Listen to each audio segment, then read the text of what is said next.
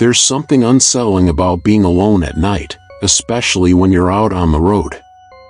Whether you're the one driving or the one being driven, there's always an underlying sense of vulnerability.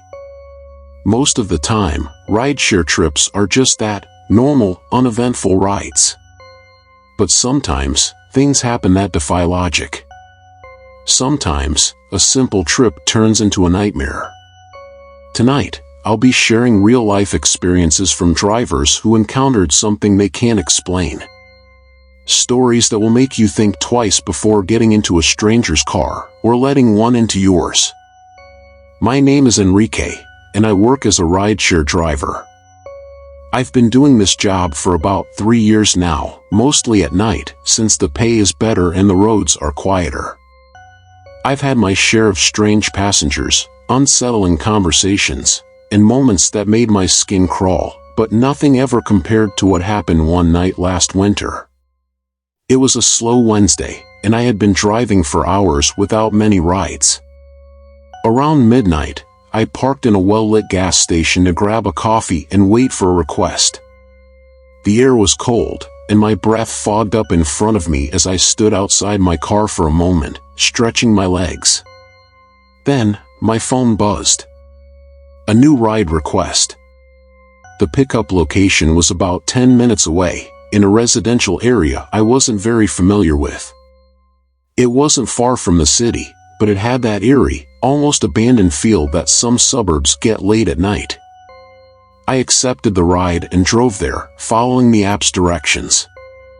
When I arrived, I saw no one outside. The house was dark, with only a dim porch light flickering on and off.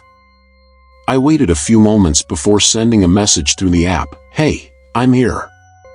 Let me know if you need more time." No response. After about a minute, I called.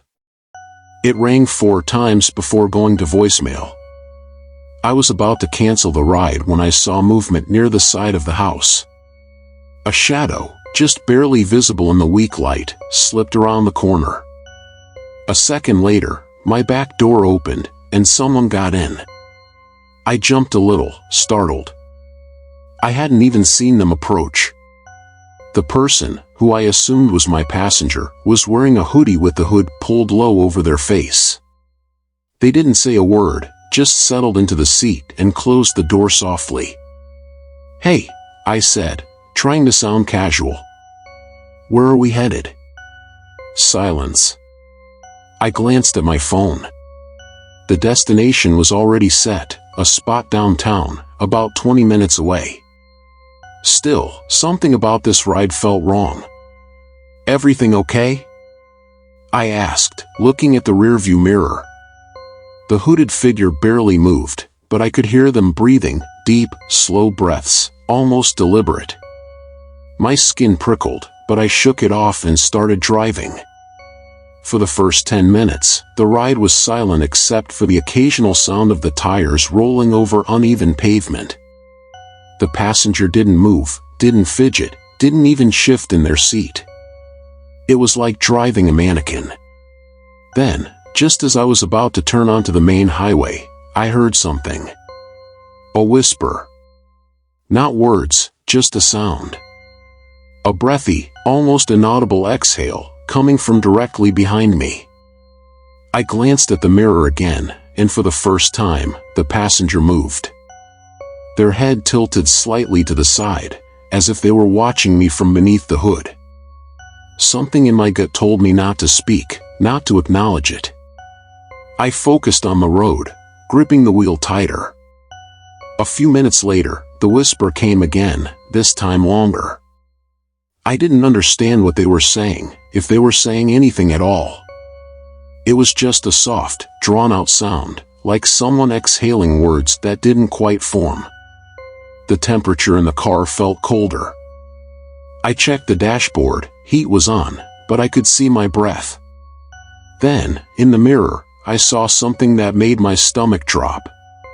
The hood had slipped back slightly, just enough to reveal a glimpse of a pale, almost gray face. But the part that made my hands sweat was the mouth. It wasn't moving with the whispers. Yet I could still hear them. I don't know how to explain the kind of fear that gripped me at that moment. Every instinct screamed at me to pull over, to get out of the car, to run. But I couldn't. My body was locked in place, my foot pressed against the gas pedal as if I had forgotten how to stop. Then, the whispering stopped. For a few minutes, there was just silence again. Heavy, suffocating silence. And then, without warning, the passenger spoke. "Turn here." Their voice was low, hoarse, barely more than a murmur. The problem was, we were still on the highway. There was no here to turn into, just darkness beyond the guardrails. My throat was dry. "We're almost there," I managed to say. No response. When I finally reached the destination, a closed convenience store on a deserted street, I barely waited for the ride to end before unlocking the doors. "All right, we're here." The passenger didn't move. I turned, half expecting them to lunge at me, to do something, but the seat was empty. The door had never opened. The seat belt was still buckled. I stared, heart pounding so hard I thought I might pass out. I flicked on the interior lights. Nothing. I sat there for what felt like hours before I forced myself to drive away. I checked the ride history later, scrolling through past trips. There was no record of that ride. No pickup. No drop-off. Nothing. To this day, I don't drive near that area at night. And I never, ever take a ride without seeing my passenger first. Story 2. My name is Leon, and I've been driving for a rideshare app for about a year now. Most nights are uneventful, just drunk people, late-night workers, and the occasional weird passenger. But one night, I picked up a ride that still makes my skin crawl. It was a little after 3 a.m., and I was about to call it a night when I got a request from a rural area just outside the city.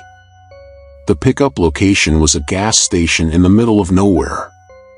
The kind that only has one dimly lit pump in a small convenience store that looks abandoned after dark. I pulled up and waited, watching the empty lot. No one was around. The app said the passenger's name was Marlene, but no one came out of the store, and I didn't see anyone in the area. I was about to cancel when the back door suddenly opened, and a woman got in. She was older, maybe in her 50s, with messy hair and wearing an oversized coat. She sat directly behind me, which I always hate because I like to keep passengers in my peripheral vision.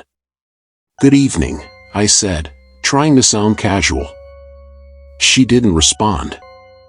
Just sat there, breathing heavily. I checked the app, it didn't show a destination. "Where are we headed?" I asked. For a long moment, she said nothing. Then, in a whisper, she muttered, "Just drive." I felt uneasy but started driving anyway, figuring she was drunk or confused.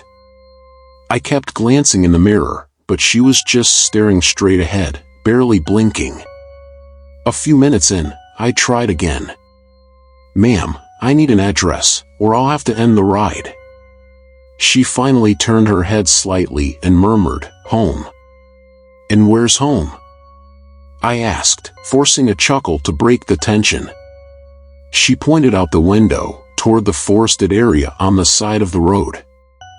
"Right there." There was nothing there.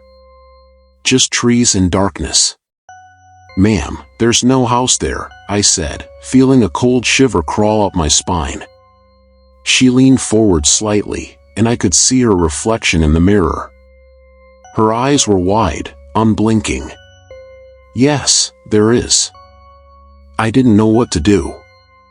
I slowed down, heart pounding, debating whether I should just end the ride and tell her to get out.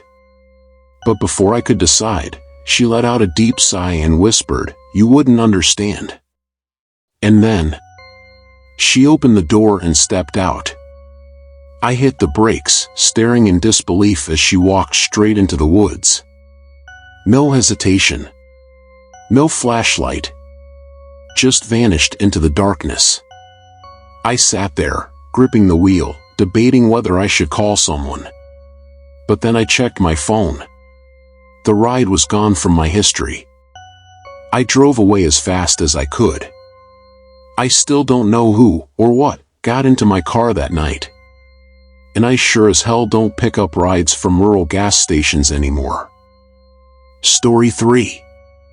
My name is Paul, and I had an experience last year that made me consider quitting rideshare driving altogether.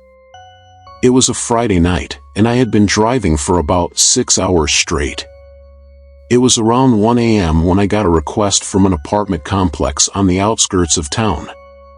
The name on the app just said D, which was unusual, but not unheard of. I arrived at the complex and waited outside the entrance. A few minutes passed, but no one came out. I sent a message through the app, no response.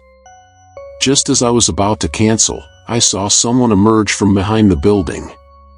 It was a man in a suit. But something about him was off. He walked strangely, like he was too stiff, his movements almost robotic. He didn't acknowledge me, didn't even make eye contact, just got into the back seat and sat completely still. "Hey, how's it going?" I asked. No response. Where are we headed?" I checked the app, but no destination had been entered. Then, in the most monotone voice I'd ever heard, he said, "Just drive." I've had my share of weird passengers before, but something about this guy made my stomach twist. His face was emotionless, pale, almost unnatural in the dim streetlights. But against my better judgment, I started driving. "So, do you need me to take you somewhere specific?" I asked. Nothing. He just sat there, staring straight ahead. After about 5 minutes, I took an exit back toward the city, hoping he'd give me some direction. But then he spoke again, barely above a whisper. "No. This way." He pointed to a dark road leading away from town. A road I knew led to nothing but empty lots and old industrial buildings. "Sorry, man, but I need an actual address," I said, trying to sound firm. He turned his head slowly and looked at me through the rearview mirror. His eyes were wrong. Like they were too dark, too empty. "You've been here before, haven't you?" he said. My blood ran cold. I had never been down that road before. I shook my head. "No, I haven't." His lips curled into a small, unnatural smile. "Yes, you have." Then he reached into his jacket. I panicked, pulling over immediately. "All right, man, ride's over. You need to get out." He just sat there. Then, slowly, he opened the door and stepped out. But before closing the door, he leaned in, inches from my face, and whispered, "See you soon." Then he turned and walked into the darkness. I locked my doors, sped off, and never looked back. When I got home, I checked my ride history. No record of the trip. No record of the request. I don't drive past that apartment complex anymore. And sometimes, late at night, I swear I see a man in a suit standing at the side of the road, watching my car pass by. Not all rides end the way they're supposed to. Some leave behind unanswered questions, lingering fears, and a sense that something unnatural was in the car with you. Whether it's a strange passenger, an eerie silence, or a presence that shouldn't be there, these stories remind us that the night holds secrets we may never fully understand. If you enjoyed these terrifying encounters, make sure to subscribe for more. And the next time you step into a car, take a moment to check your surroundings, because you never know who, or what, might be along for the ride.